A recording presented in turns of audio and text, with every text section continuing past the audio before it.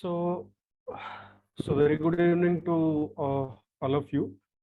First of all, I would like to thank the student organizers who invited me for this inaugural series of CMEs which they are planning to conduct, and I'm happy that they are starting this series with something on research methodology. And I can see around 28 participants in this Saturday evening, coming together for a research methodology class, that too from a undergraduate level. I feel actually, I feel very happy about that. And so I hope the students, all of you are from, you are distributed across the MBBS, or you are all of you are from third year or final years only. Can I just get a gist of the years that are present here?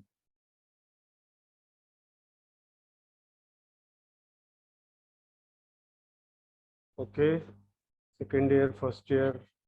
Yeah, you can type in if you are not able to come in the mic. First year, first year. Okay. I request everyone to just type your year in the chat box.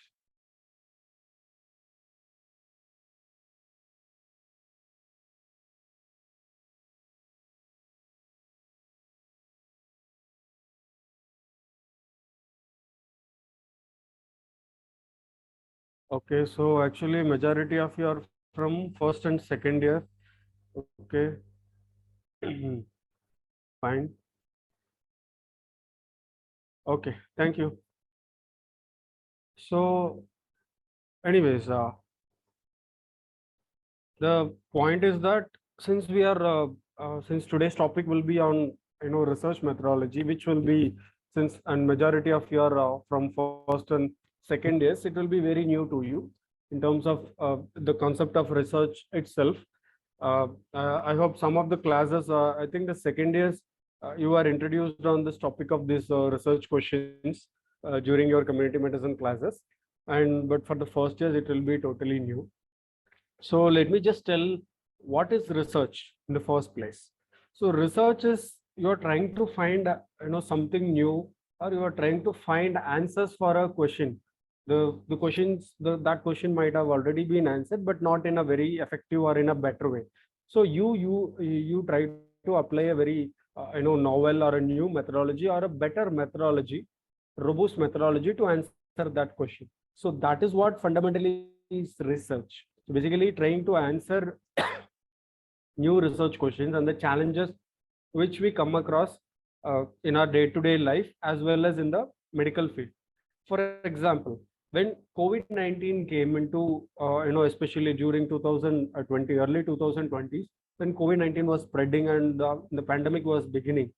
So none of us were knowing what are the clinical features of this, what are the clinical features of COVID-19.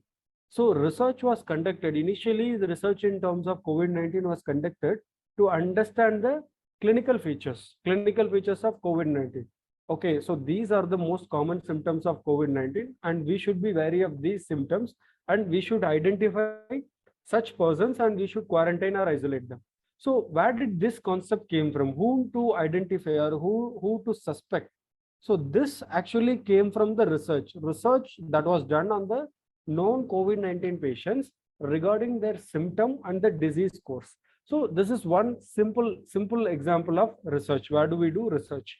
And in a very much finer way, or in a much nuanced ways, you would have heard of the drug trials, that the medicines, the tablets, or it can be IV drugs, whatever may be, the basically the pharmaceuticals, the drugs which we are using, they undergo rigorous clinical trials.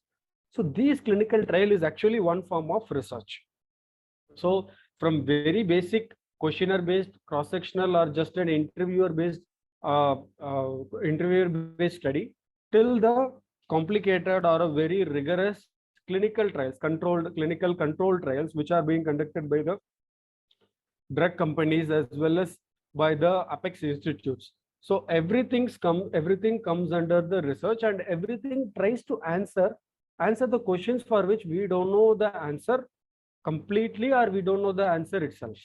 So that is the role of research in everyday life. As and this research is not something which is exclusive to medicine or health related field. Research is being done across the domains. Research is done in education. Research is done in agriculture. Research is done in space sciences. Research is done in industry, manufacturing. So everywhere the concept of research is used, and we as medical professionals, and you as a budding medical professional, we also apply this concept of research in our day to day learnings as well as in our day to day practices. Now you might be wondering, why are we bothered about, as a doctors are more or less, or as you would have seen, doctors means they are supposed to only practice, or they are supposed to treat the patients directly. So what is our role in research per se? Why are we, or why should we even be concerned about research? So like I said earlier, whatever you are reading, in your textbooks, it can be pharmacological textbooks, or it can be pathology, it can be it can be your ophthalmology or ENT, whatever the concepts, or whatever the the diseases, its pathogenesis, its clinical features, its the treatment of choice, and the outcomes and the complications, whatever you are reading in your books, everything has come out of the concept of research only. And the books, your textbooks also, they keep on updating. Now where do these updates come from? Basically the textbooks publishes editions, right? So what is the need for the editions, and what exactly do the the updated or the newer editions suggest, or do they carry? They just update the information from the previous editions based on the newly published research. So whatever you are reading in your textbook, they are actually based on research only. That is why we call our kind of medicine, in colloquial terms they call it as allopathy, but the apt term which we should use for our medicine is evidence based medicine. So where does this evidence comes from? Evidence comes from the research. So we use the evidence. So whatever the decisions we take, we base it, or we take it based on the evidence, that is the research studies and their findings. That is why we should call our practice of medicine as evidence based medicine. And now coming to the evidence itself, like I was mentioning, this evidence comes from the research. It can be as simple as a questionnaire based study, or it can be a large multi-centric clinical trials. So that is not the matter, but everything comes under the umbrella of research. Now as you proceed in your career as well, now you are in your undergraduate level. So if you are able to develop or cultivate this research attitude in terms of anything, whatever you are doing, if whatever may be the subject, research cuts across the subjects. Your area of interest may be surgery, your area of interest may be medicine, or some medical or some subspecialty in medicine, or your area of interest may be paraclinical or preclinical subjects. That is irrelevant. So whatever may be your, and your area of interest also changes as you progress. So irrespective of your area of interest or the specialization you want to go in, I would request, or I would advise you to develop the knack or interest towards research, because that will actually set you apart from your peers. Peers means your friends, or in your batchmates, or your batchmates from other colleges. That will only research will set a doctor apart from his counterparts or the peers, especially in the future. The past is different, whereas the future is totally different. So you should also develop your interest as well as your expertise in research, not only to do the research, but even to evaluate, or even to critically review a research, and to identify what is good research and what is bad research. You should know about the concepts of research. So whether you are actually doing the research or not, that I would say is secondary, but even to understand and even to identify a proper research, whether I can take the findings from this study, this particular research or not, whether I should give this treatment or not. For those things also, you should know, you should be able to, you should be well versed in research and the methodologies used there, how to critically assess a paper, or how to critically review a treatment that is being suggested for a particular condition. So in any case, you should be aware of research, whether you will only be practicing, or if you want to be a class apart, or if you want to have a differentiation from your peers, then in that case you should definitely be able to conduct the research. And for everything, for either way, you should be the knowledge and the concepts of research is sorry sorry is fundamental and necessary. Now, moving on to, let me just take you to see, research is a very broad thing, and under research methodologies we have multiple topics.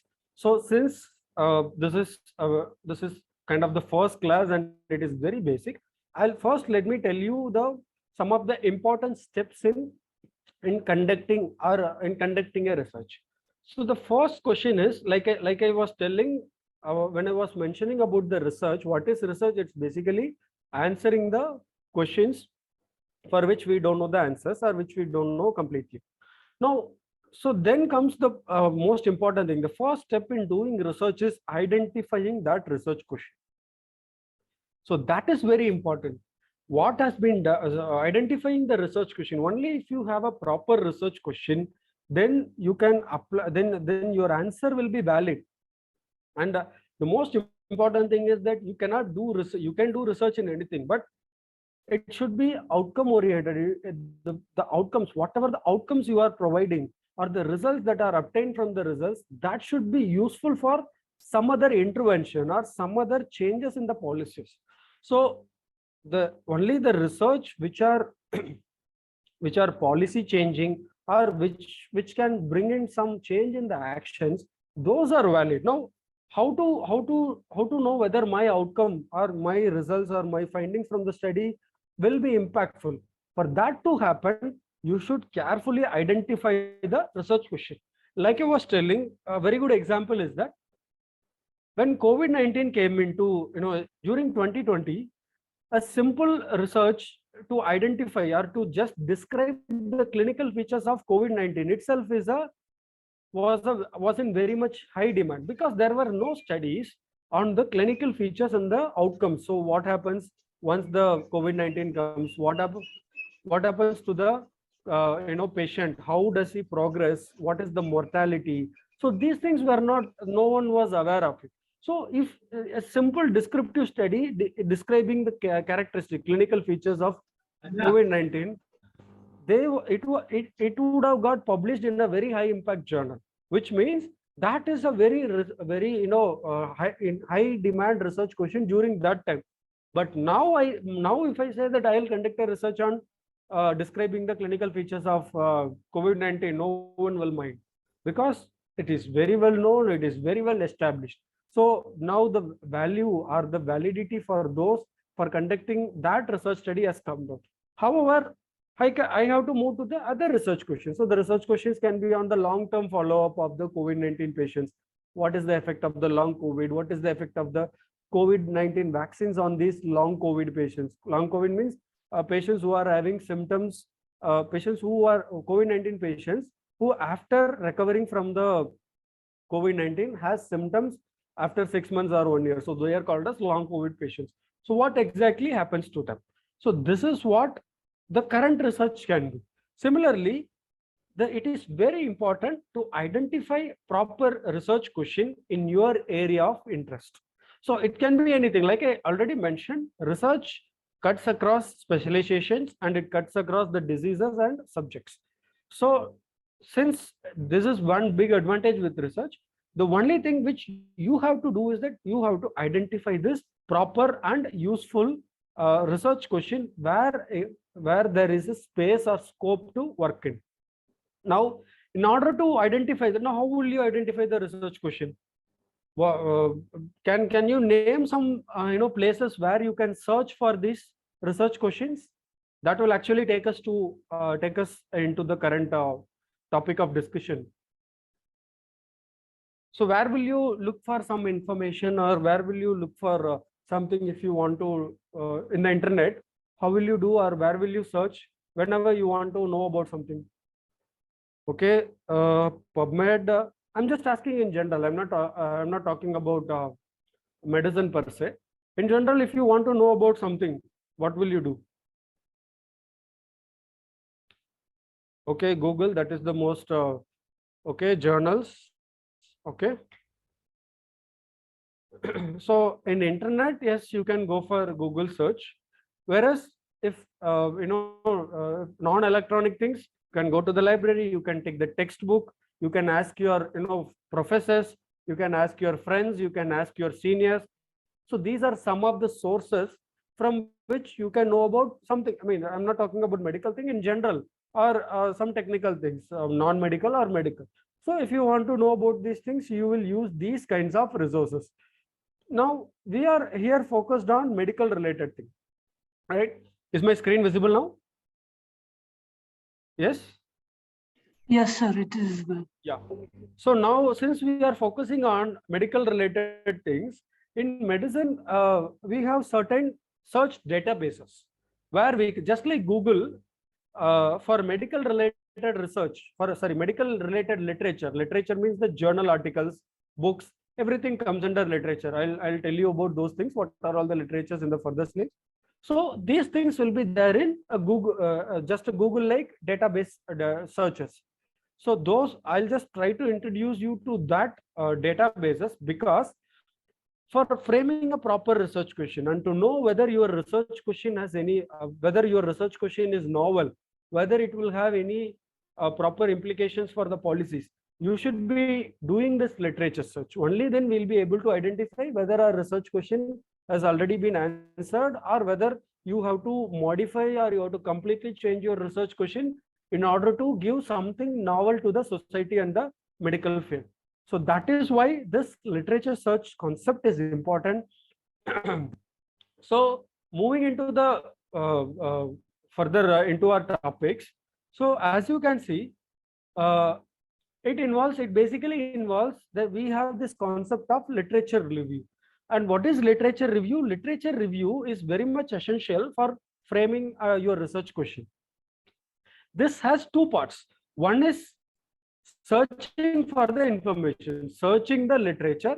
The second part is critically appraising the literature. Now, today we'll be focusing on the first part.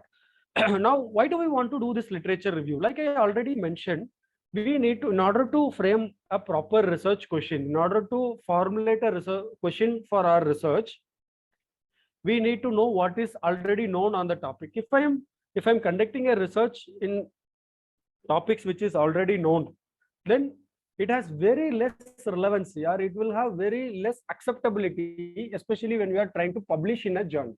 See, publication means disseminating your findings. Whatever you are reading in the journal, someone has identified a research question and they have published it in a journal for others to read and understand and to apply. Similarly, others should also read and apply your findings in their practice, right? And in order to do that, journals should publish your papers, and journals will publish only those papers which are new, which are novel. So in order to do that, you should know what is already known on the topic. So that is very important. Next comes what is not known. So the next important thing is that once you know what is known, then you will be able to understand the gap in that. Okay, so these are the things which has already been studied. It has been studied on the outcomes of the COVID-19 has already been studied. Now let me think. I will do a study where I can see what is the effect of comorbidity of COVID-19 and HIV, and whether the outcome varies according to this population group. So this is how you will be able to, identify what is not known, or the lacunae. We call it as lacunae, or gaps in the existing literature. So these ways you will be able to somewhat frame your research question. Now, another reason why we do this literature review is to learn from others' mistakes. They would have conducted the study in a retrospective manner, which may be a limitation for their study. And there may be some other mistakes they would have done, which they would have acknowledged in the limitations. For example, they would have missed some important variables. Variables means the factors or the characteristics of the patients and the clinical outcomes they would not have measured in their study. So you can identify those mistakes as well, which you can rectify and you can conduct a new research. And so these 3 points are actually very important in terms of framing a research question and formulating your methodology. And apart from this, the literature review also helps to broaden your knowledge on a topic. So once you do a comprehensive or a systematic literature review, then it will help you to, you will be kind of an expert in that topic. You will be knowing in and out of that particular topic in terms of knowledge as well as applications. And not just that, the literature review will also developing the skill for literature review, literature search and critical appraisal of the literature will help you improve your skill at finding relevant information. For example, if some of your friends or some of your juniors are coming and asking regarding some new topic which they don't know, they want to learn it from you. Now you also don't know about it. So if you know the skill of literature search, then you can systematically search in these databases and you can read the most relevant and the most cutting edge literature that is published just yesterday or last week. In that way, you will be ahead of your peers. Again, you will be ahead of your peers in terms of finding the relevant information at the tip of your hand. And finally, it will also allow you for the critical appraisal of the research in terms of how well the research has been conducted, or is there any limitations or disadvantages in the existing literature. Is my slide moving?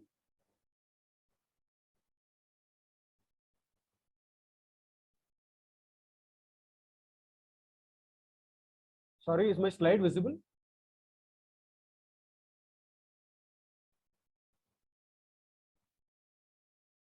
Yes, sir, it is visible. Okay, is it moving? Yes, sir. Okay, sorry.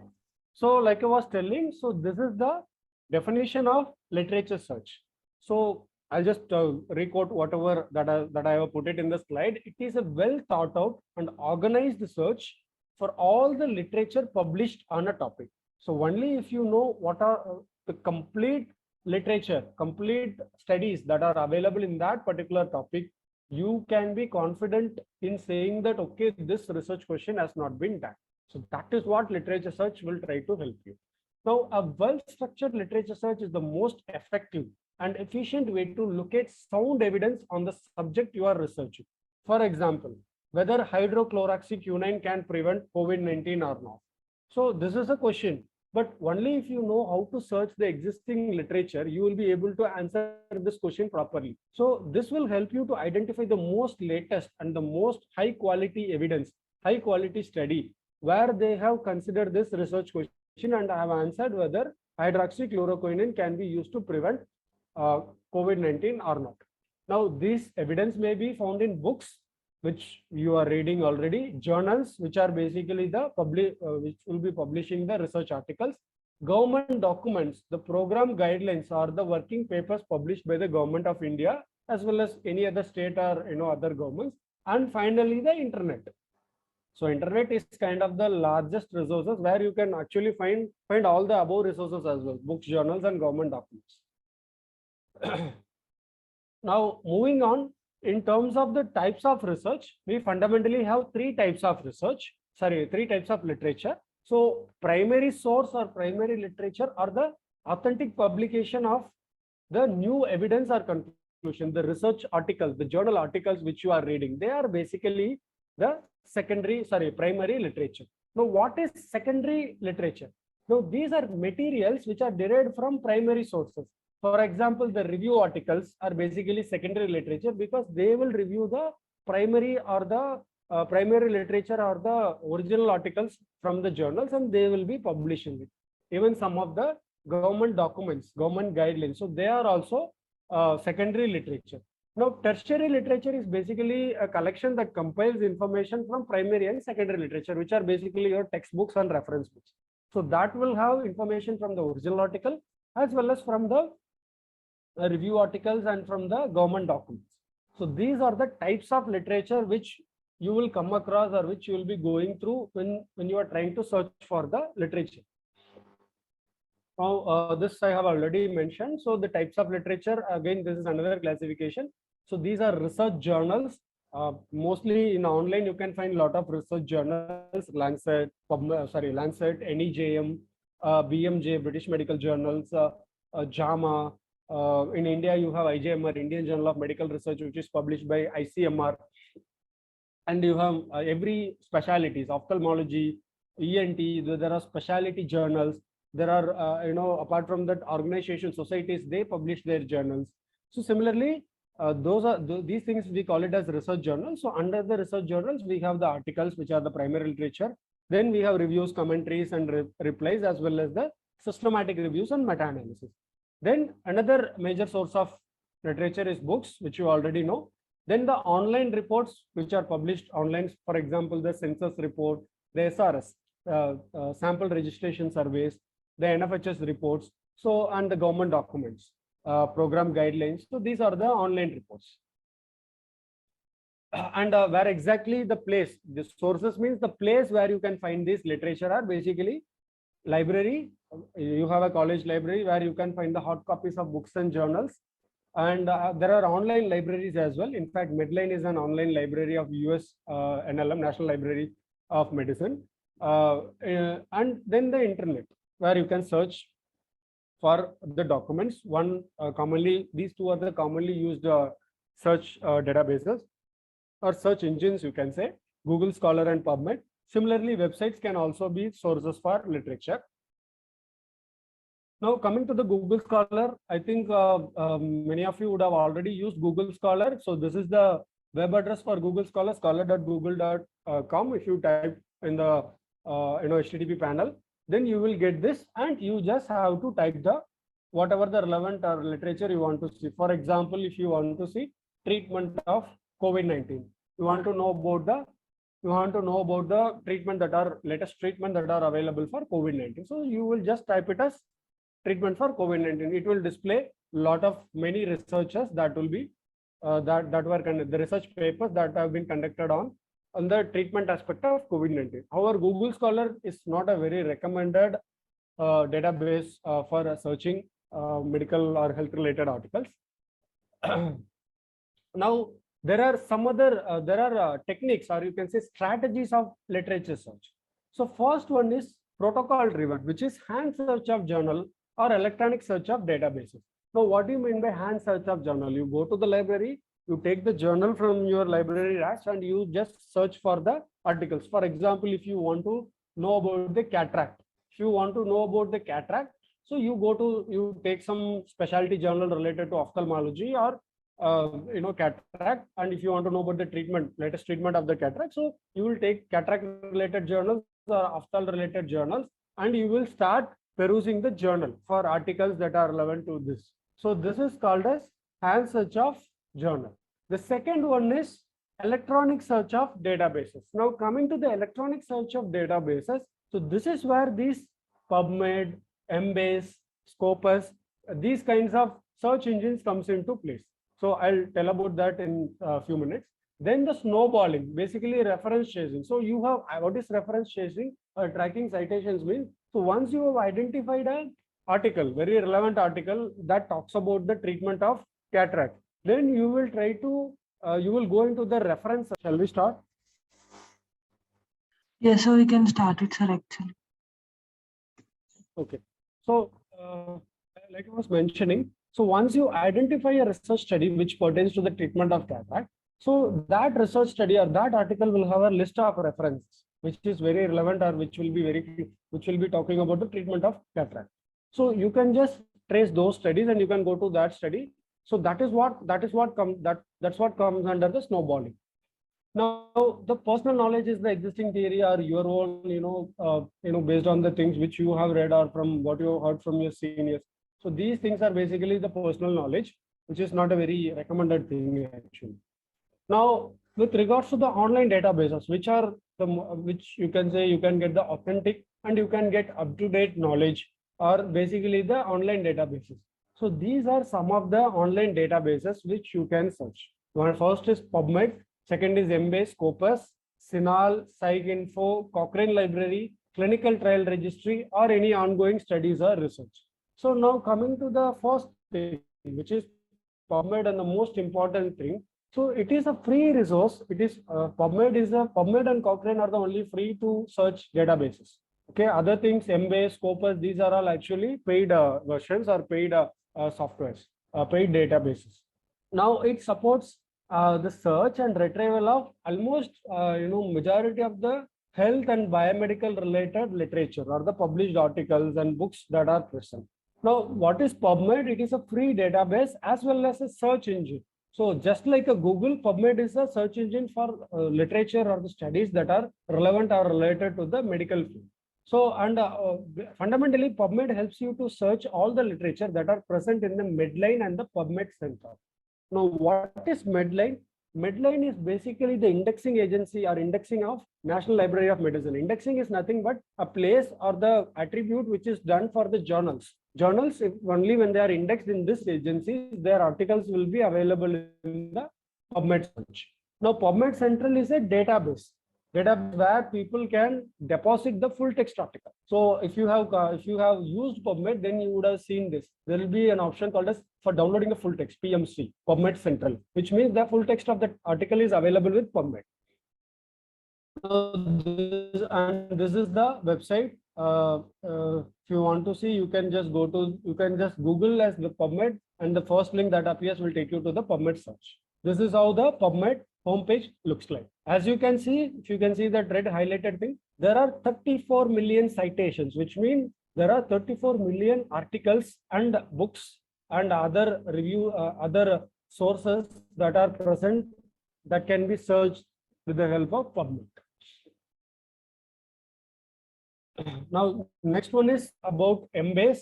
Now, Embase, it's basically the short form of Accepta Medica Embase database. It is a biomedical and pharmacological bibliographic database. Again, this is a search engine and a database which helps you to identify the articles. But Embase will be very specific to or more related to pharmacological aspect. That is, if you want to know more about or more specifically about the drugs and the literature related to drugs, articles pertaining to pharmacology, drugs, their pharmacokinetics and their outcomes. So then Embase is a must database which you have to search. Embase contains 41 million records actually, and around 11,000 currently published journals are can be searched using Embase. Now, Scopus is another database just like PubMed, but this is you have to you can access it only after a particular only by payment. Now, Scopus is more related to social sciences. It also has health related articles, but Scopus mostly covers the social science related aspects. So, but this is also one important databases which you can use to search for the relevant literature in our field, medical field as well. And since Scopus is it's larger than PubMed, it has 87 million records. This is the search window of the Scopus. This is how it looks. But however, only if we have access to it, we'll be able to access search documents from Scopus. Now, Cochrane Library. Cochrane Library is also a free to use resource. This is by the Cochrane collaboration. And this Cochrane Library provides different types of high quality and independent evidence. Basically, Cochrane, there are three types of databases.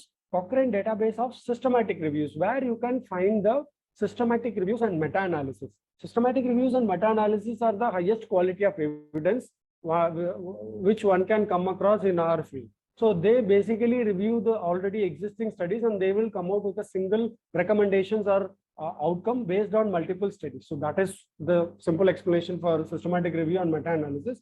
So that collections, so Cochrane provides a database for those systematic reviews and meta-analysis only. The second is Central, which is Cochrane Central Register of Control Trials. So all the clinical control trials, randomized RCTs and other non-randomized control trials. So they will be registered in this Cochrane Central Register of Control Trials, which you can go and search and identify those studies. Then Cochrane Clinical Answers. So this will be useful for the practitioners for answering specific clinical questions. For example, again, whether hydroxychloroquine is useful or whether hydroxychloroquine prevents COVID-19. So this is a very specific clinical question which can be answered or which can be, for which the answer can be found in this Cochrane Clinical Answers. So this is the homepage of this is the Cochrane. This is how Cochrane library looks, and as you can see, they have searched something in the Cochrane databases, and it is showing the results here. Now, then we have the clinical trials registry, CTRI clinical trials registry in India. So this is a registry of all the clinical trials protocol. Basically, whatever the trials or whatever the intervention studies that are undertaken in India, before starting the study, the protocol or the plan of the study should be registered or uploaded in this CTRI.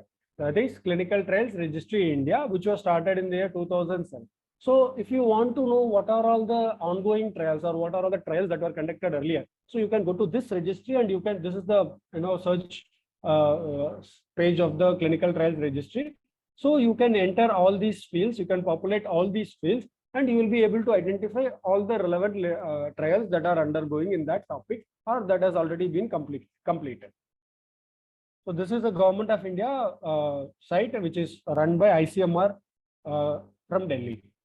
Now then we have Sinal and Psych Info, which is not exactly, we won't be using this much, but just for knowing, just for understanding, you have to know that these two are also the search databases, Sinal and Psych Info.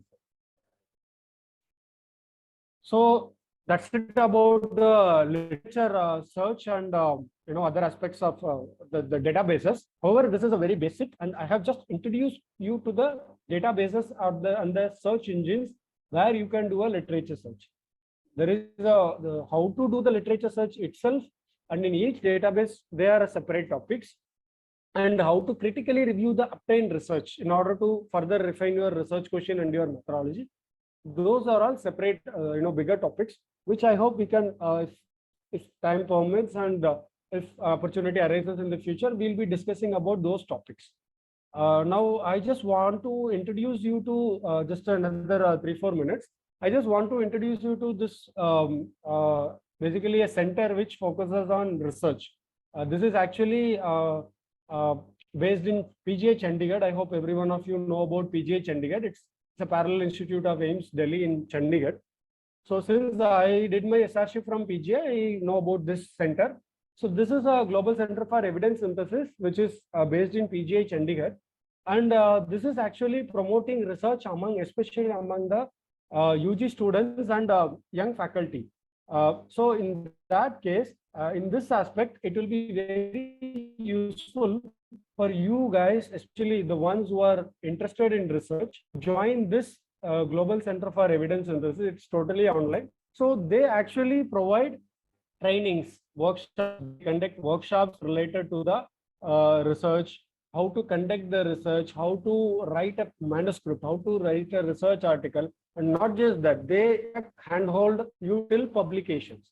So center actually provides a complete package in terms of research, all kinds of research, and these are all some of the activities that are done, and you can even take the help of the mentors who are there in the center to start your research and to continue and to finish your research till publication. And then there are opportunities for internship in that particular center. So it will be for some 3 or 4 months, and you can join as an intern and you can work with them to develop your, by hands-on working, you can develop your you can develop your skills in the research methodology and the script writing. So presently they are actually inviting members, and especially with related to students, they are offering free membership. So especially for UG and PG students, they are offering free membership. So I will share the link for this particular Global Center for Evidence Synthesis, and for joining as a member in this organization, which will help you in collaborating with other researchers, as well as to start learning as well as applying your research aspects, and as well as in publications. So I will share the link of this article. Sorry, link of this particular Global Center for Evidence Synthesis and membership invitation with Snigdha and Vaibhav. So I hope Snigdha and Vaibhav, you can share it in your groups. So only those who are interested and those who want to take it up take up some research and want to learn about research and do research, you can join this particular center. It will be very helpful and it will be very useful for you. So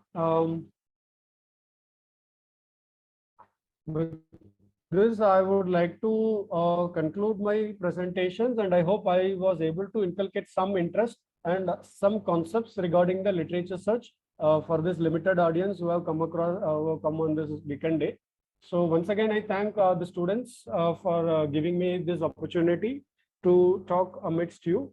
So thank you guys. So if you have any questions, please feel free to ask either by unmuting yourself or in the chat box. I would love to take some questions.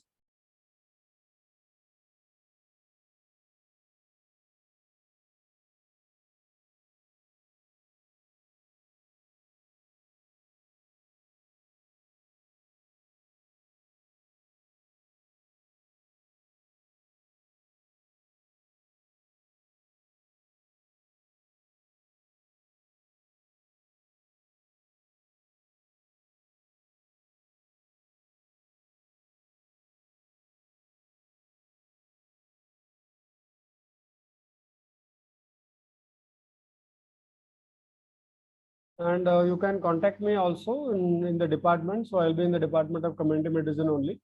So whenever you have any doubts or if you want to, conduct some or undertake some research, you can always contact me.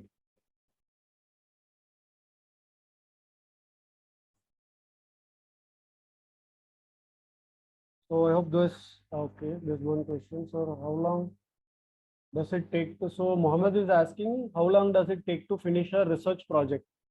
So that depends on the project. See, that depends on your research question and the sample size and the population you are studying. If it is just a questionnaire based study, and if it is supposed to be done among the population and your sample size is only 100, and if I have some 10 data collectors, I can complete it in a single day, in a single OPD. From 9 to 12, I can ask every data collector to complete it in just collect the data from 10 participants, then that's completed. So how long does it take? It actually depends on the research question and your methodology. What is the sample size? How big is your project? There are studies that runs for 3 years, 5 years, bigger studies. And the student projects which we do, again, that also depends. For the third year, for the second year students in your project batch, you are with us for how many days? Maximum 20 days, right? So we just plan a project for which there will be data collection period of some 5 to 6 days only. Whereas for interns, their stay with us is longer. So they have they are with us for around 2 months. So we plan a study accordingly. So the research project can be planned according to the resources you have. The resources can be time. The resources can be can be money. The resources can be the human resources which is available with you. So all these things plays a very important role in framing the research project. So how long a research project will take place, that actually can be determined by the by the researcher in terms of research question and the methodology.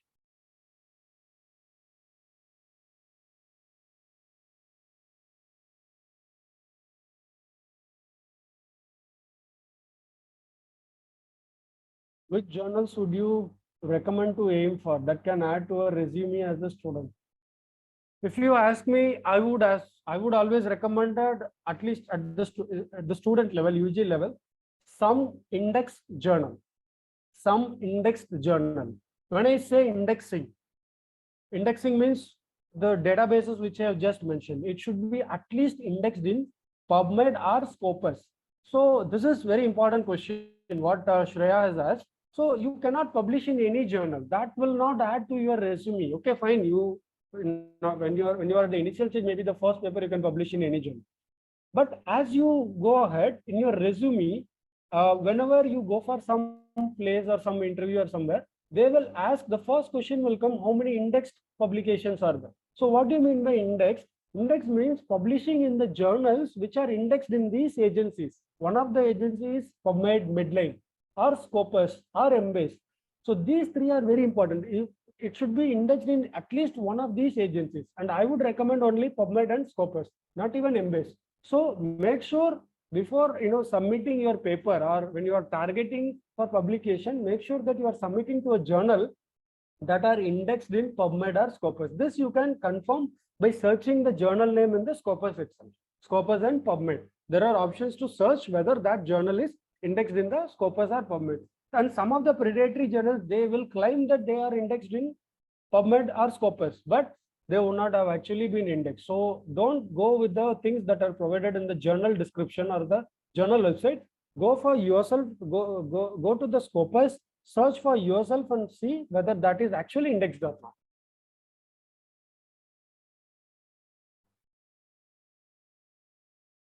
So what is the best time to start a research for UG students? Anytime is best. At least in the first year, you can learn about the concepts. You can tag along with one of your seniors. Okay, you can tag along with one of your seniors in their research project, learn the concepts and assist them in doing the research. Obviously, when you are associated with them, you will get an authorship in the publication.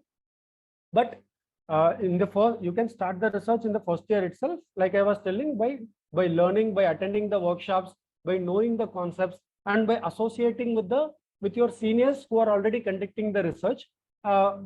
Take a hands-on training. So when you come to the second year, then you have to conduct the research yourself. So the right time is now, the first year itself. And if you are already in the senior years, not an issue. You can directly start conducting the research, and before simultaneously you can learn and apply the learnings from such workshops and classes. Okay, the next is how to approach towards publication. How to approach towards publication, like what would be the process? First, you have to complete your research. Then you have to write the whole article.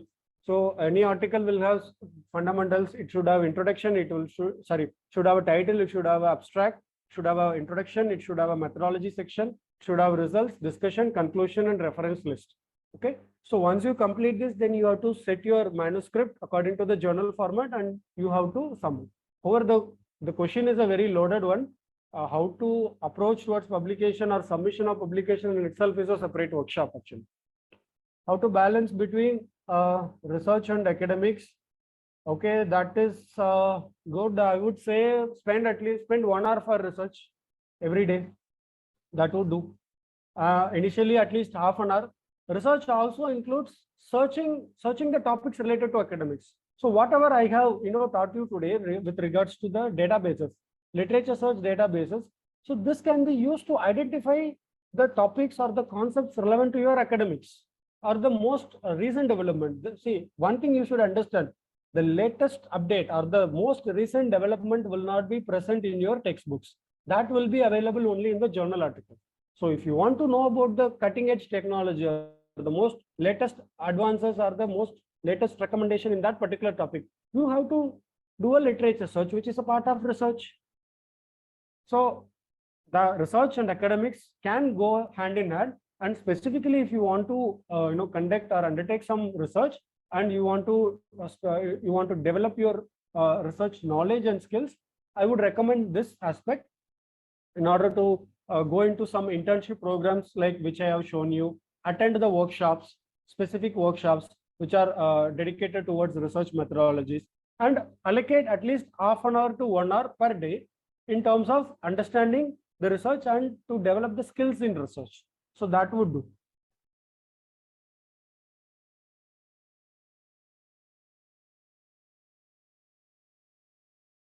Due to limitations of the tech in our college, then we can know what tech is available so that we can narrow down our. So that's what PubMed is more than enough. So Shreya is asking, there are limitations. Yes, our library is not subscribing to Scopus and Embase and all. But PubMed is open. You can use PubMed search databases. Maybe in later days, or I can also share a very good. There is one online video session which beautifully explains how to do PubMed search. So if you learn PubMed search is more than enough to narrow down your research question. I'll share the link of that videos which helps you to understand and which will teach you how to do PubMed search. So I can share that video, and in future, if again time permits, we can also conduct one kind of workshop on PubMed search, how to conduct a PubMed search. So that will be useful. That can be planned. Yeah, Saswat, like I mentioned already, PubMed, Cochrane, Clinical Trial Registry of India. These are the freely available databases where you can search. Scopus, Embase, no, these are not freely available. Only only if the institutions have subscribed them, it is available. Again, can we use up to date for research? You can up to date. You can up to date cannot be used for literature search. You cannot quote it in your research. Up to date is basically for clinical updates. That will be more useful for clinicians. You can again that is another search engine and the database which has information regarding clinical questions, specific clinical questions and answers. So maybe through your student council or student organizations, you can request the institution through the library to purchase subscription for Scopus and MB. So that would be valid. Then we'll have institutional access.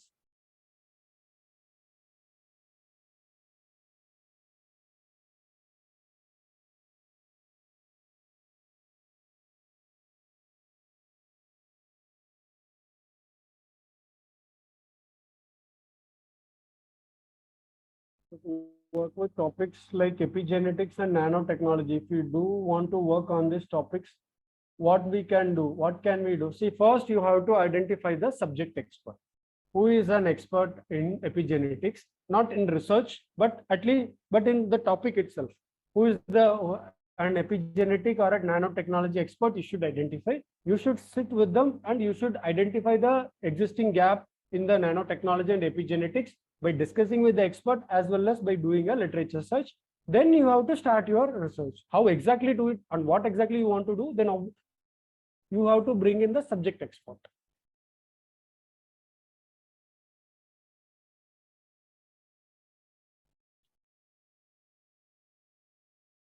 So, Nigda, if there's no more questions, can you take over?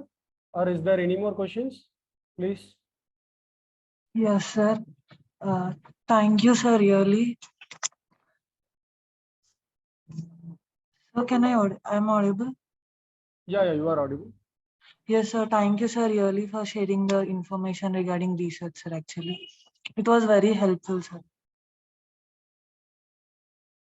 The pleasure was mine to interact with some young minds and some interesting groups, actually focus group who are actually interested in research. So that is better. Instead of talking to a huge audience, it's always better to talk to a focused small groups. Yes, sir. Thank you, sir, once again, actually. Okay, so can I leave? Yes, sir. If sir, no more doubts, no, sir. Okay, sir. Thank you, sir. Yes, sir. Thank you guys for joining also.